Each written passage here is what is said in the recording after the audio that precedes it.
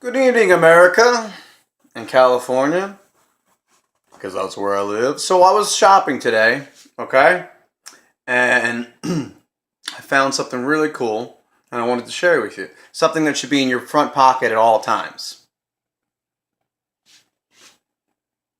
Do you see what that is? That's the American flag, and that's the United States Constitution. We the people. So I also want to share you with something else that I have. Ready? Here we go. Whoa. What is that?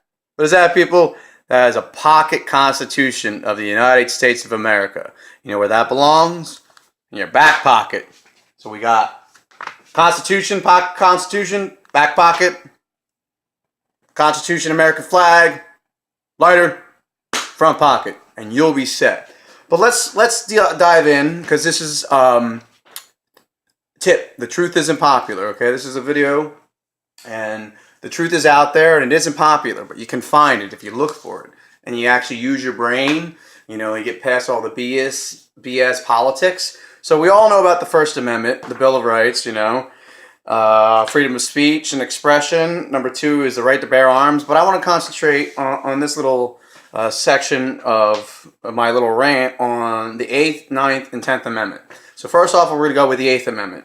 The 8th Amendment is the ban of excess punishment. Excessive bail shall not be required, nor excess fines imposed, nor cruel and unusual punishments inflicted. But that's not happening here in America. You know, Americans aren't being arrested for nonviolent crimes. Americans aren't being profiled for the color of their skin. You know, Americans aren't being incarcerated at an exponential rate where 2.2 million Americans are incarcerated for nonviolent crimes, the majority of them, which is 50% of the world's population of incarceration. The United States has 50% of the world's population incarcerated. That doesn't sound like the land of the free to me. And I understand that you're going to say, oh, well, it's a free country. It's the best country in the world. It's better than all the rest. At least you have that right. Well, guess what? That doesn't give you an excuse to take away people's rights. It doesn't give you an excuse to let all the atrocities that are happening in this country slide past the window and out the window because it's better in other countries. No, what's right is right and what's wrong is wrong. It doesn't matter what country you're in. Okay, so, but that's not happening, America. They're not violating the 8th Amendment. It's not happening. So just go back, okay? It's not happening, okay? It's not happening.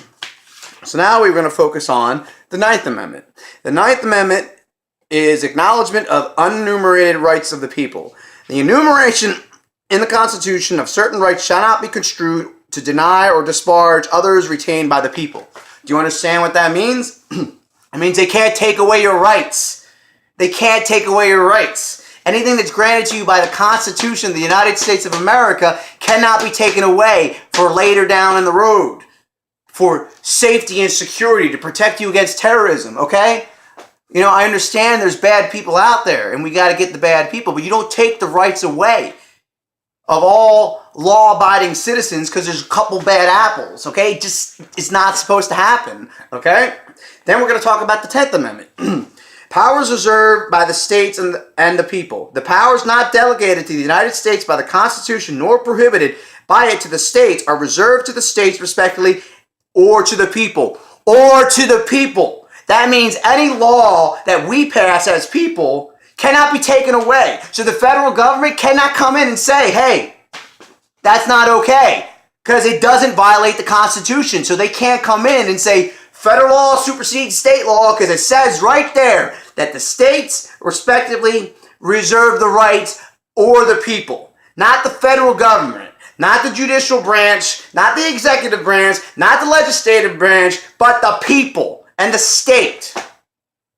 We have the final say. So here in California, if we want to vote to legalize, which we did, marijuana, not what I wanted, you know, because I'm all for people healing, but I'm not all for corporations coming in and, you know, creating their little marijuana cigarettes and putting their chemicals in there like Marlboro, which they will do, and say, see, we told you it was bad for us. No. The people have the rights.